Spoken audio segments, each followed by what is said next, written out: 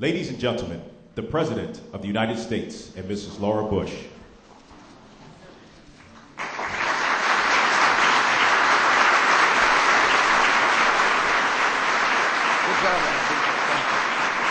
Really good job. Good morning. Good afternoon, everyone.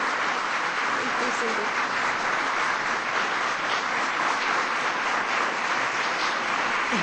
Please be seated, everyone. Welcome to the White House. Thank you for coming today to celebrate National Adoption Day. Today is a chance to thank both the parents who give children life and the parents who give children love. Every year in the United States, more than 150,000 children are welcomed into adoptive families. Some of these children come from foster care. Others are adopted by relatives. These children are born into many different communities across our country and in many different countries around the world. All of these children share one destination: the waiting arms of loving parents. Adoption is a hopeful act. It recognizes that every child has limitless potential for success and limitless capacity for love. It's an act that's brought joy to millions of American families, including ours. President Bush and I are the proud adoptive aunt and uncle of a niece and nephew. As a mom and a teacher, and from the young people I've met across the United States, I know how important it is for children to grow up in positive, healthy homes. All children need love and support, and children with special needs and children in foster care are especially hungry for the love and stability that permanent families provide. National Adoption Day reminds people across the United States of the more than 500,000 children who are in foster care. These children wait an average of 3 years in the system before finding families, and many may never find families at all. According to a national survey, 4 out of every 10 Americans has considered adoption. If just 1 out of every 500 Americans adopted from the foster care system, every child in foster care would have a home. Across our country, many people are working to raise awareness of adoption and to make the process of adoption easier for parents and children. They take boys and girls who want to be sons and daughters, men and women who want to be moms and dads, and bring them together as families. These adoption advocates include judges, attorneys, child welfare workers, federal officials, and many of the people in this room. I'm proud that one of them is my husband. Ladies and gentlemen, President George W. Bush. Stay right here.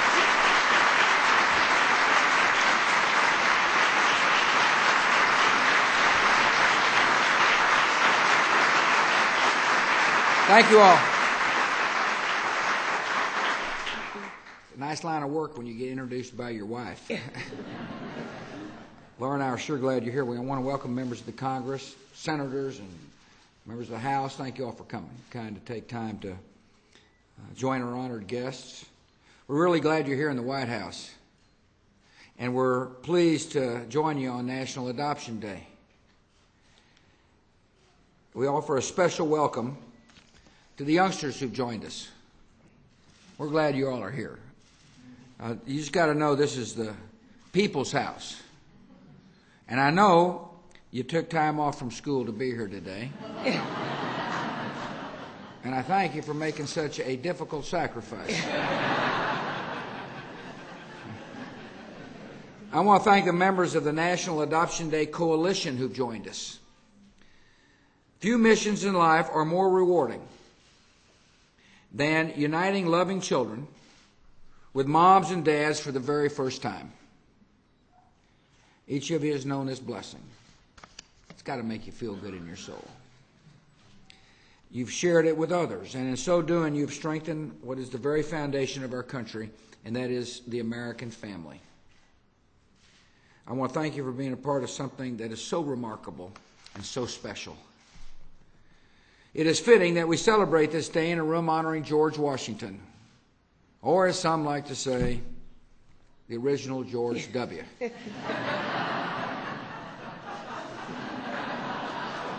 There he is.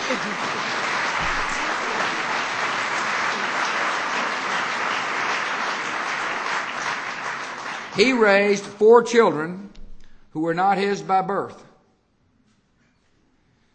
He cared for them, provided for them, and he offered them advice, even when they didn't want it. When one of his boys went off to college, Washington did what many parents do. He checked up on him.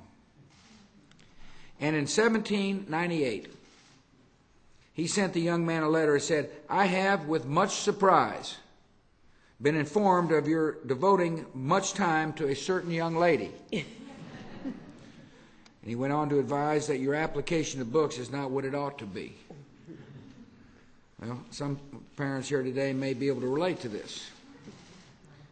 Probably hard to believe that there was even a time when my dad felt compelled to write such a letter. Since Washington's time, this House has known many leaders who understood that not every family is defined by biology. A true family is defined by love. Around the corner, for example, is a portrait of a proud adopted son named Gerald R. Ford. A few steps away is the portrait of a proud adoptive father named Ronald Reagan. Close by is a proud grandfather of 2 adopted grandchildren, George H.W. Bush. And here in this room are children who've strengthened families and enriched communities and warmed hearts. You are the living reminders that adoptions are stories of celebration, stories of hope, and stories of love. National Adoption Day also reminds us that not every child finds this happy ending. Each year, more than 100,000 foster children await adoption. And too many children will not find a permanent home. And so on this National Adoption Day, we remind our fellow citizens there's still plenty of acts of love to be done. Many people have worked with courts and foster homes and social workers to change that, and our government has tried to help, and that's why I'm so proud members of Congress are here. We've joined with community and faith-based organizations to raise public awareness of foster children awaiting adoption. And we've worked with the Congress to assist families to overcome financial barriers to adopting children. Nothing is more vital to this country's future than helping young people find the love, stability, and support from families. There's a man here, I warned him I was going to talk about him, and that's a fellow named Tom Wallach. I want my fellow citizens who may be listening to hear this story. Tom has much to be proud of. He served our country in Vietnam. He's a New York City firefighter. By the way, nothing finer than being a New York City firefighter. He rushed to the scene of the World Trade Center on September the 11th, 2001. While others were leaving, he's a bunch of them that went in. Yet at the top of his list of achievements are his 7 children. 3 were foster children that Tom later adopted. They're here. 2 college and 1 soon-to-be college attendee. They were born to parents struggling with drug addiction. Today, they are deeply loved members of the Wallach family. He calls his family his foundation, and that foundation is here today, right here in the White House. We want to thank you for coming. I thank you for being a loving soul and showing our nation the true meaning of family. Thank you, Tom.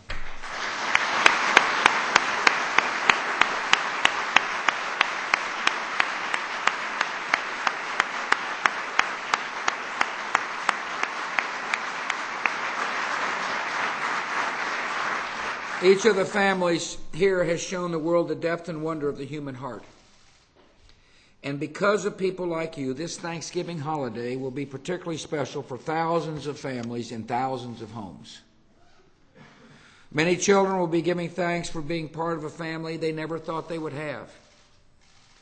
Many parents will look across the table at children who once were strangers and who are now priceless treasures in their lives. To the parents here today, please know how grateful we are that you have taken children in need of a hopeful start in life and made them your own. And to the young people here today, always remember that you are special not only because of what your parents have given you, but because of the love and joy you have given them. I'm so thankful that the parents and children here today have found the gift of one another. And I encourage our citizens across the land to explore adoption, look into the joys of adoption, and provide love for somebody who needs it. I want to thank you all for coming. May God bless you and your families. May God bless our country. And now I'd ask the talented Rodney Atkins to come up here and perform some songs for us to celebrate this special day. God bless you.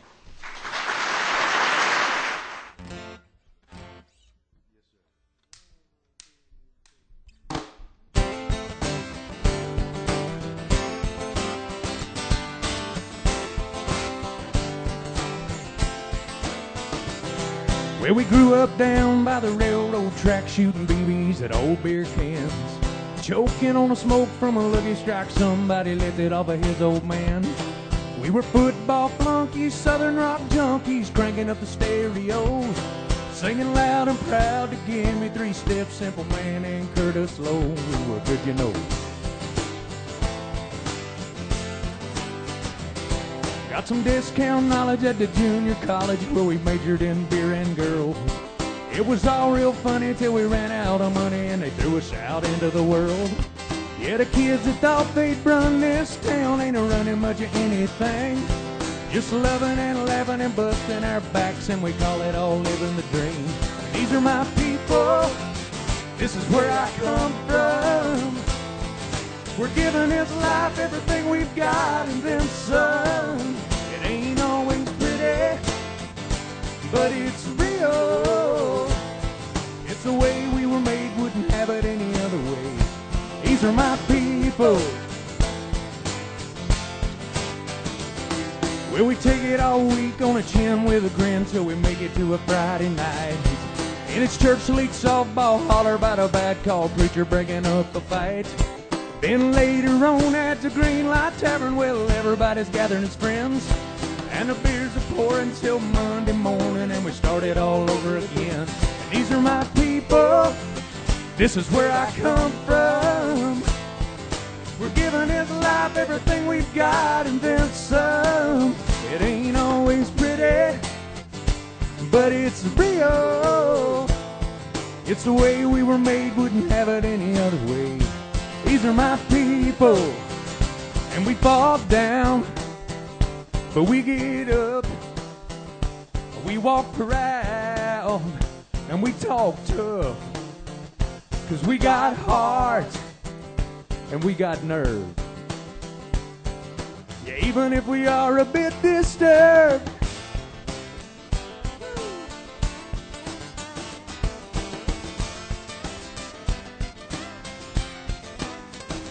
These are my people, this is where I come from. We're giving this life everything we've got and then some. It ain't always pretty, but it's real. It's the way we were made, wouldn't have it any other way. Oh no, these are my people, yeah.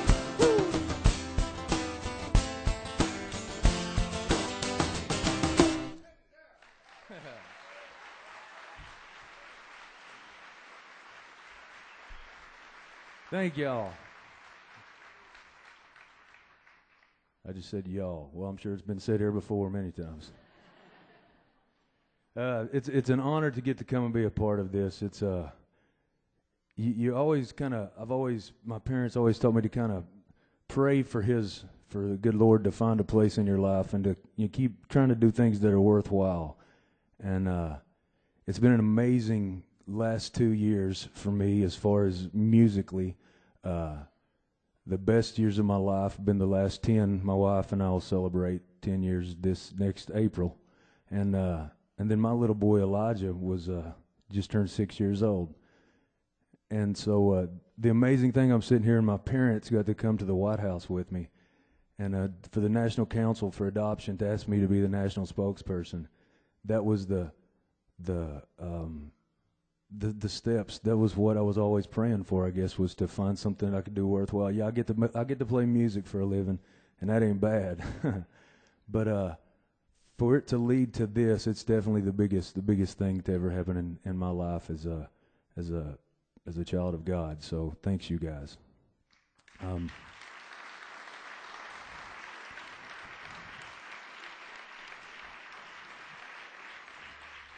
Somebody said the other day, a neighbor drove by and stopped, and I was out in the yard, and they stopped and said, "Did you hear about Miss Betty?" And she said was in a car wreck, and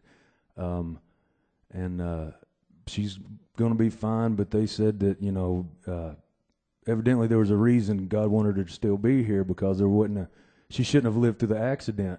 Which I think actually, that's why we're here in the beginning when we're little bitty infants, and that takes folks like my parents to realize that sometimes, even though maybe who knows for what reason that you don't have parents, for them to come along and make the unselfish act, to realize there's a purpose for a child.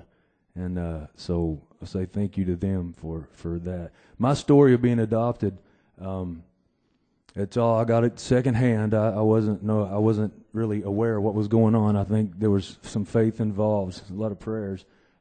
Basically, I was born in Knoxville, Tennessee.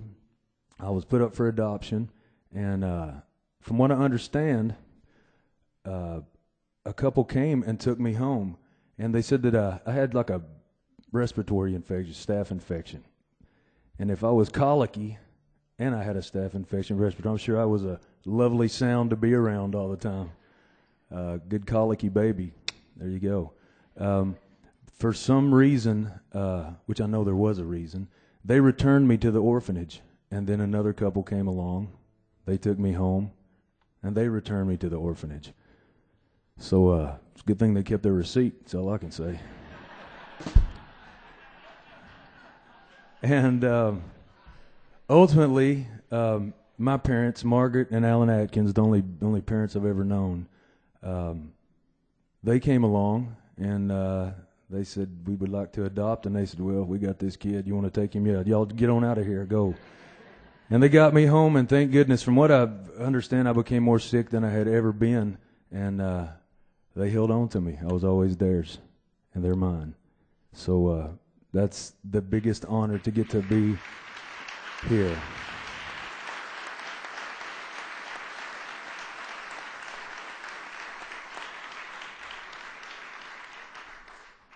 And they were such good parents, and I knew I was adopted my whole life. What happened, I never thought about it. Never thought about being adopted. My sister did come up to me one time when I was little, probably my son's age, and said, "You were adopted like every other sibling." And I wore it as a badge of honor. I said, "Was I adopted?" They said, "Yes, you were." Told me the story, and I wore it as a badge of honor. Never really thought any more about it till my wife and I Elijah was born, and I'm sitting in the delivery room checking him, and they're stamping his feet and taking him in. They had to put him underneath the heat lamp for a little while, and so I'm back checking on her, and the nurse comes in and hands me Elijah, and it still gets me. He said his APGAR score is 8 or 7 or 8. I don't know what that is, but he was evidently doing fine. And just so you know, his blood type's A positive, and I'm holding him. And I looked at my wife and said, "You're O, right?" She said, Yeah, I'm O positive. Is that right? And I said, "I'm A positive. I'm holding the only blood relative I've ever known." And it's the greatest thing. But let me say this. My firm belief on adoption is that love is thicker than blood. So to all you adoptive parents out there, God bless you. Here you go, Lodge. Come here.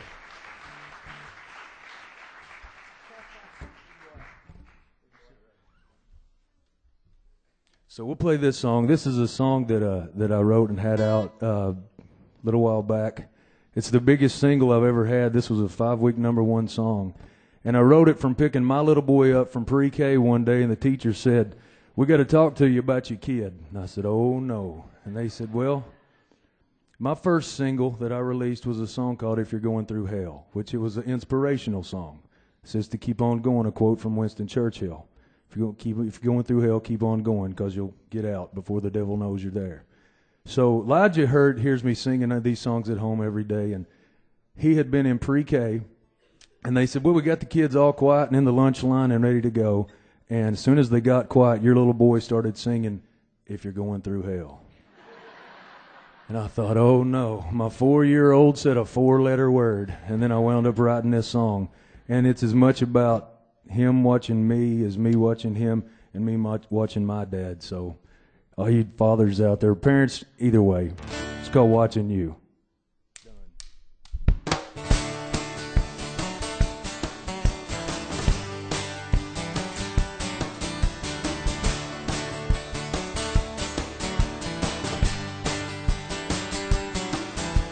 Driving through town, just my boy and me, with a Happy Meal in his booster seat, knowing that he couldn't have the toy till his nuggets were gone. A green traffic light turned straight to red. I hit my brakes and mumbled under my breath as fries went a-flying and his orange drink covered his lap. Well, then my 4-year-old said a 4-letter word. It started with S, and I was concerned. So I said, "Son, now where'd you learn to talk like that?" He said, "I've been watching you, Dad, ain't that cool? I'm your buckaroo, I wanna be like you. Eat all my food and grow as tall as you are. We got cowboy boots and camo pants, yeah, we're just alike, hey, ain't we, Dad? I wanna do everything you do, so I've been watching you."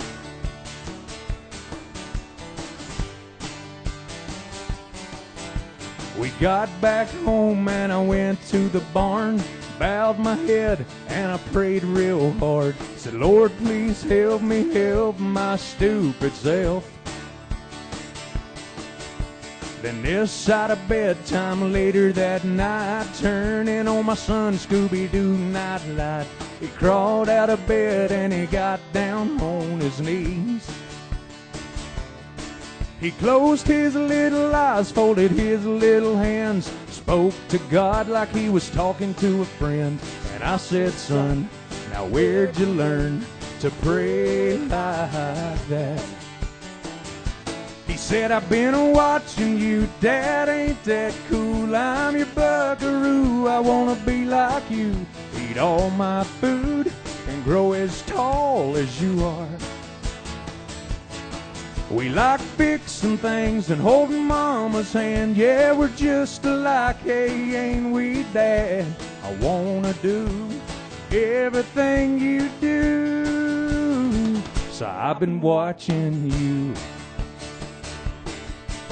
With tears in my eyes, I wrapped him in a hug, said, "My little bear is a-growing up." And he said, "But when I'm big, I'll still know what to do. 'Cause I've been watching you, Dad, ain't that cool? I'm your buckaroo, I wanna be like you. Eat all my food and grow as tall as you are. By then I'll be strong as Superman, we'll be just alike, hey, won't we, Dad? When I can do everything you do, 'cause I've been watching you."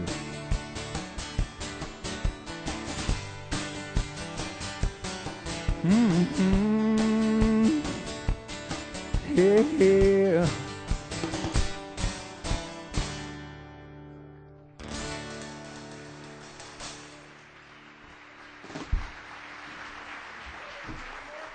One more? You got it. Let's do in the middle. You got it. Yes, sir. Mr. President, yes, sir. How's that go? Same song content. Again, it's an honor. Thanks for inviting us to the White House to do this, to be a part of this with the Adoption Council. Here we go.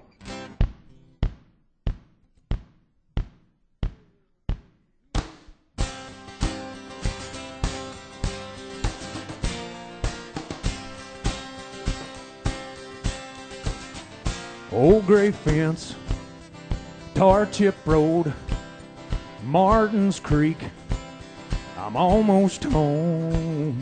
Whitetail buck by one lane bridge, around the bend, up on the ridge. There's Thompson's barn, leaning just a little. Miss Myra's store, smell the barbecue, make you stop for gas when you don't need to. At least 20 miles, the nearest town, hills and hollers all around. And that's me, yeah, that's me, right there in the middle. In the middle of what matters most, Father, Sons, and Holy Ghost. Open hearts and unlocked doors, way of life worth fighting for. If you're wondering where I'll be, take out a map of Tennessee, and you'll find me right there in the middle, yeah. A wreck of wood stacked by the porch, black lab pup scratching at the door. Two little boys saying Daddy's back. Next thing I know, it's a wrestling match. And that's me, yeah man, that's me, right there in the middle of what matters most. Father, Sons, and Holy Ghost. Open hearts and unlocked doors, well, life worth fighting for. If you're wondering where I'll be, take out a map of Tennessee, and you'll find me right there in the middle, yeah. In the middle of nowhere, nowhere I'd rather be, with the good Lord up above me, and His earth beneath my feet, yeah. In the middle of what matters most, Father, Sons, and Holy Ghost. Open hearts and unlocked doors, well, life worth fighting for. If you're wondering where I'll be, take out a map of Tennessee,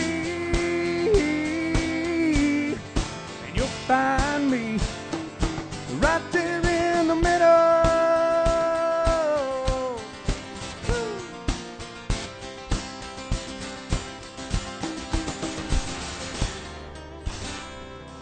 Something like that. Thank you, guys.